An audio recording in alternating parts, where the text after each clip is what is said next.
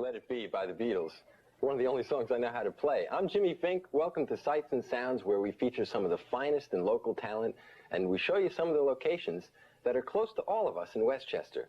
Today, we're in North Lake Studios in North White Plains. It's a 24-track recording studio, been used by many recording artists and virtually all of the major record labels. We'll learn more about the studio later, but first, let's hear some rock and roll. About 2 weeks ago, I walked into the Heathcote Deli in Scarsdale to get a sandwich. Actually, I came out with a cassette. It was one of those things where the deli man had a daughter who was a friend with the band, so I took the cassette home and listened to it. And it was really good. It's a band that's been playing virtually all places in the tri-state area for the last 3 years, including the Rising Sun in Yonkers. A band I think you'll like. Let's hear them now. They're called Mercy.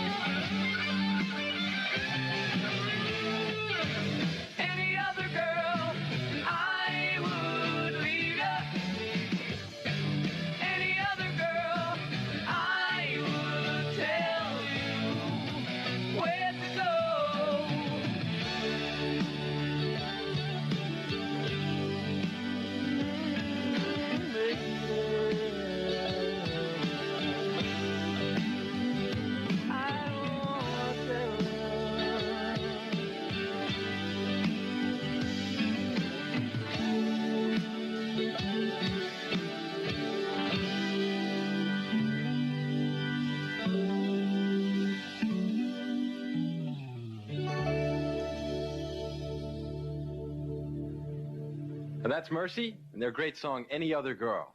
And we'll be back with more of Sights and Sounds and talk to them about what it's like being a struggling musician in New York right after this. Say, city dwellers, tired of the same old concrete and steel? Well, get up off your asphalt and check out the incredible selection of colors on the leaves in Sam Goodschneider's backyard. You'll see green leaves, red leaves, yellow leaves, brown leaves, and for 25 cents a piece, you can make your own loose leaf notebook. Yes, you'll step in what nature's all about when you check out the colors on the leaves in Sam Goodschneider's backyard. The leaves in Sam Goodschneider's backyard, another fine product from Mother Nature Industries Incorporated. We're sitting here in the studio at North Lake Sound, and I have with me the band Mercy. I'd like to introduce the members of the band. First, we have Steve, the drummer, and next to him is Mel, who plays guitar, and then we have Lou, bass guitarist, and Richie over here, guitar. And finally, Dean, our lead vocalist. Thank you guys for coming on Sights and Sounds with us. And how long have you been together? About 10 minutes, right? Yeah, no, well, what happens is that we keep adding members. You know, we've added members back and forth, but this present lineup goes back about 5 months. And it won't last very long. Yes, you know, it's a little difficult to describe your music. It's very commercial rock. I think you guys got a great sound. How would you describe your music? Not commercial. Definitely not. Otherwise, we'd have a deal. Well, it's only a matter of time, right? Hopefully. I'd say so, yeah. We believe both of you. Really? What's the writing process as far as, you know, the way you write your songs go? Selfishness. No. Right now, Right on. the way it's been done was the guys that have been in the band the longest, they've had their songs written, they presented it to us. Like, I'm the second newest member, and we just proceeded to do the songs as is. Now that we've gotten Richie and me, and we do songs more or less collectively. You know, occasionally I'll write a song where I won't let anybody touch it, you know, but usually we just collectively write a song together.